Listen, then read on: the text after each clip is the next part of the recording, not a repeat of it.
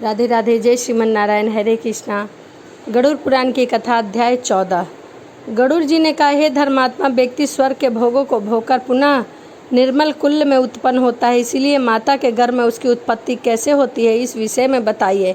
हे करुणा निधान पुण्य आत्मा पुरुष, इस देह के विषय में जिस प्रकार विचार करता है वह मैं आपके मुख से सुनना चाहता हूँ।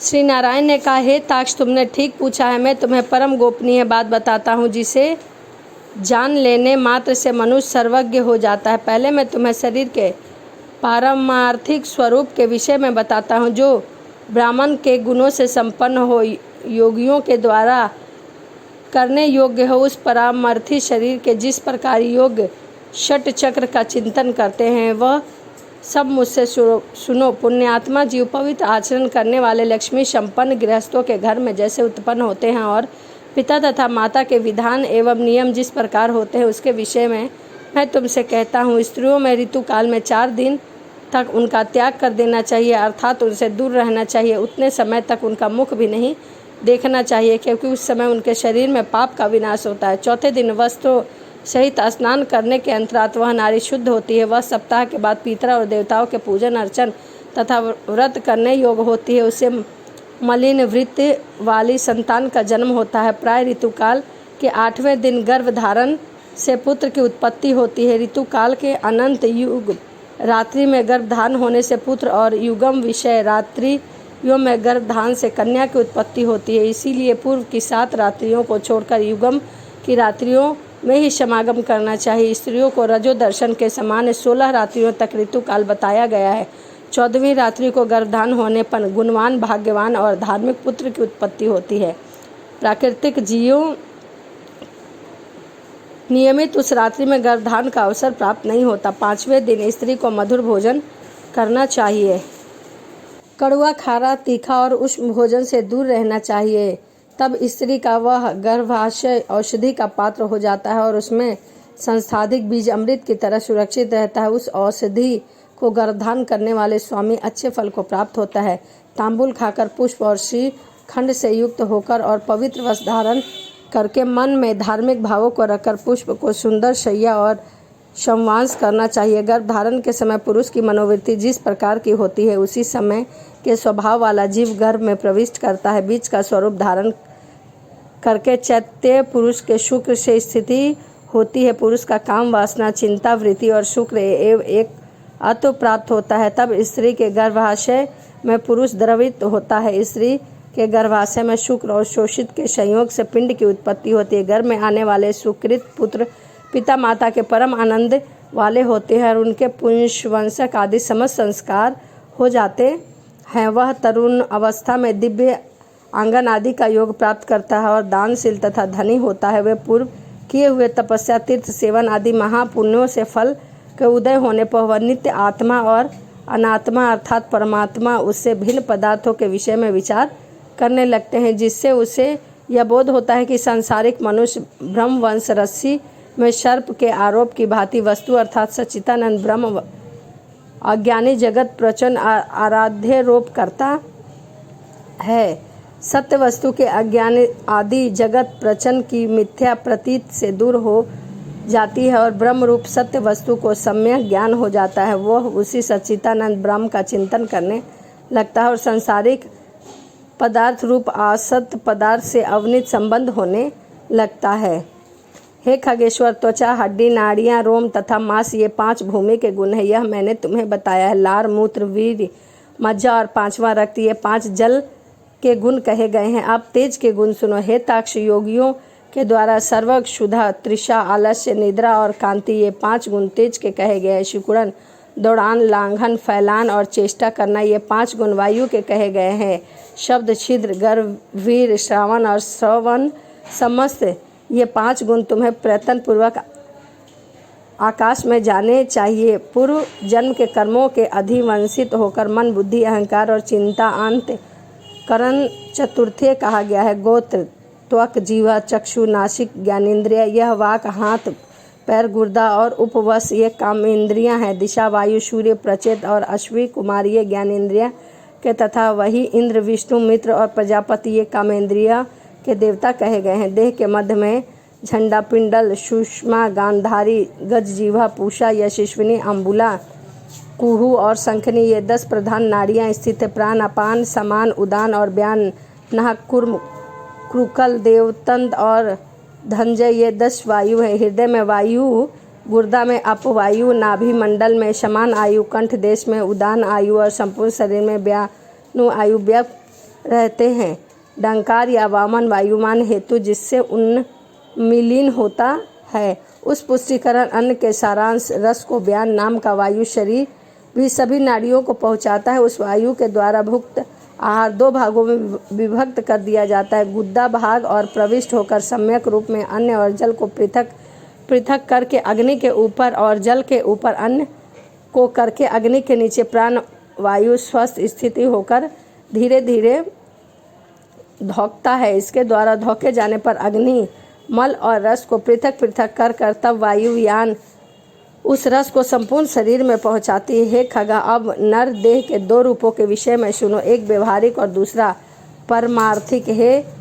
इनता शुद्ध व्यवहारिक शरीर के 3.5 करोड़ रोम, 7 लाख केस, 20 नख और 32 दांत सामान्य बताए गए हैं। इस शरीर में 1000 फल मांस, 100 फल रक्त, 10 मल मैदा, 70 पल त्वचा, 12 मल मज्जा और 3 पल महारक्त होता है। पुरुष के शरीर में 2 कुंवर शुक्र और स्त्री के शरीर में 1 कुंवर शोषित रज होता है। संपूर्ण शरीर में 308 हड्डियां कही गई हैं, 60 हड्डियां कही गई है, 360 हड्डियां कही गई है। शरीर में स्थूल और सूक्ष्म रूप में करोड़ों नाड़ियां हैं, जिसमें 50 पल पित्त और उसका आधा अर्थात 25 मल कफ बताया गया है। सदा होने वाले विष्ठा मूत्र का परिणाम निश्चय नहीं किया जाता है। व्यवहारिक शरीर इन उपयुक्त पारमार्थिक शरीर को 14 भुवन, सभी पर्वत, सभी द्वीप, सभी सागर तथा सूर्य आदि के सूक्ष्म रूप में विद्यमान है। योगिन में धारणस्थ उन गुणों को मैं बताता हूँ जिनकी भावना करने से जीव विराट स्वरूप का भागी हो जाते हैं। पैर के तलवे में तल लोक तथा पैर के ऊपर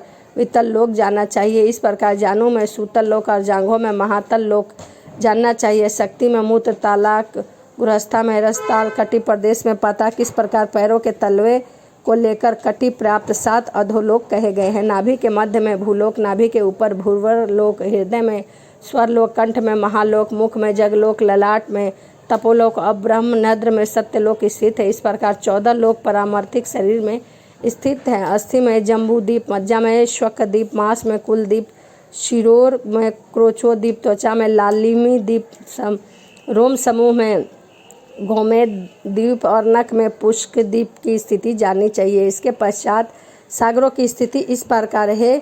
विंता सूत्र, सार समुद्र, मूत्र में क्षीर सागर, दूध में शुरा का सागर, श्वेश में धृत का सागर, मज्जा में रस का सागर, शरीरस्थ रस और दही सागर रक्त में स्थित समझना चाहिए। नाचक के सूर्य बिंदु चक्र में चंद्रमा, नेत्रों के मल, हृदय में बुध और स्थिति समझना चाहिए। विष्णु स्थान अर्थात नाभि में स्थित मणिपूरक चक्र के बृहस्पति और शुक्र, नाभि गोलक में शनिश्चर स्थिति, मुख में राहु स्थित कहा गया है। वायु स्थान में केतु स्थित है। इस प्रकार समस्त ग्रह मंडल इस पार्थिव शरीर में विद्वान है। इस प्रकार अपने इस शरीर के समस्त ब्रह्मांड का चिंतन करना चाहिए। प्रातःकाल में सदा पद्मासन में स्थित होकर 6 चक्रों में चिंतन करें और यथोक्रम से अजप्पा जाप करें। अजप्पा नाम की गायत्री मुनियों से मोक्ष देने वाला है। इसमें संकल्प मात्र से मनुष्य सभी पापों से मुक्त हो जाता है। ताकि सुनो, मैं तुम्हें अजप्पा जप का उत्तम कार्य बताता हूँ, जिसको सर्वदा करने से जीव भाव से मुक्त हो जाता है। मूलाधार, स्वादिष्ट, मणिपूरक, अनाहत, विशुद्ध और आज्ञा, इन्हें 6 चक्र कहा गया। इन्हें चक्रों का क्रमश मूलाधार में लिंग देश में, नाभि, हृदय में, भाव में, मध्य में तथा सहस्रार में चिंतन करना चाहिए। मूलाधार अग्नि के समान और वह शेष सप्राप्त आश्रय स्थान है। जीवों के द्वारा अहोत्रा में किए जाने वाले इस अजप्पा जप के 600 मंत्र गणेश के लिए 6000, ब्रह्मा के लिए 6000, विष्णु के लिए 6000, शिव के लिए 1000, जीवात्मा के लिए 1000, गुरु के लिए 1000 मंत्र जप चिंत्यादि के लिए निवेदित करने चाहिए। श्रेष्ठ संप्रायिक श्वेत, अरुण आदि मुनि इस 6 चक्रों से ब्रह्मयु किरण के रूप में स्थित गणेश आदि देवताओं का चिंतन करते हैं। शुक्र और मुनि भी अपने शिष्य को इनके उपदेश देते हैं। अतः महापुरुष की प्रवृत्ति को ध्यान में रखकर विद्वानों को सदा इन चक्रों में देवताओं का ध्यान करना चाहिए। सभी चक्रों में अन्य भाव से उन देवताओं की मानस पूजा करके गुरु के उपदेश के अनुसार अजप्पा गायत्री का जप करना चाहिए। इसके बाद ब्रह्म रंध्र में अधो गुण रूप में स्थित सहस्त्र कमल में हंस पर विराजमान वर तथा अभय मुद्रा दोनों हस्त कमल में स्थित वाले श्री गुरु का ध्यान करना चाहिए। गुरु चरण से निकली हुई अमृतवाणी धारा से अपने शरीर को प्रलक्षित होता हुआ चिंतन करना चाहिए। पष्टोच्चार से पूजा करनी चाहिए। उस मार्ग में जाने वाले पुरुष विष्णु के परम पद को प्राप्त करते हैं। इसके ब्रह्मा मुहूर्त में अपने द्वारा चिंतन करना चाहिए। इस प्रकार गुरु के उपदेश से मन को निश्चय करना चाहिए। अपने प्रत्येक में ऐसा नहीं करें, क्योंकि गुरु के उपदेश के बिना साधक का पतन हो सकता है। इस प्रकार अंतर्गत संपन्न करके बहिर्यान अनुष्ठान करना चाहिए। स्नान तथा संध्या आदि कर्मों को करके विष्णु और शिव की पूजा करनी चाहिए। देह का अभिमान रखने वाले अर्थात पंच भौतिक शरीर को ही अपना शरीर समझने वाले व्यक्ति की वृत्ति अंतर्मुख नहीं हो सकती। इसीलिए उनके लिए सरलतापूर्वक की जा सकने वाली मेरी भक्ति ही मोक्ष साधिका हो सकती है। यद्यपि तपस्या और योग साधन आदि भी मोक्ष के मार्ग हैं। इस संसार चक्र में फंसे हुए व्यक्ति के उद्धार के लिए मेरा शक्ति मार्ग ही समीचित उपाय है। ब्रह्मा आदि देवों ने देव और शास्त्र का पुनः पुनः विचार करके 3 बार यह सिद्धांत सुनिश्चित किया। यज्ञ आदि संदर्भ के अंतरकरण की शुद्धि से हेतु और इस शुद्धि के फल स्वरूप मेरी भक्ति प्राप्त होती है, जिसे प्राप्त करके व्यक्ति पुनः जन्म मरण आदि दुखों से पीड़ित नहीं होता है। ताक्ष जो सुकृति मनुष्य इस प्रकार का आचरण करता है वह मेरी भक्ति के योग से सनातन मोक्ष को प्राप्त होता है। इस प्रकार गरुड़ पुराण के अंतर्गत सरोद्वार में सकृति जन्माचारण निरूपण नामक 15वां अध्याय समाप्त हुआ।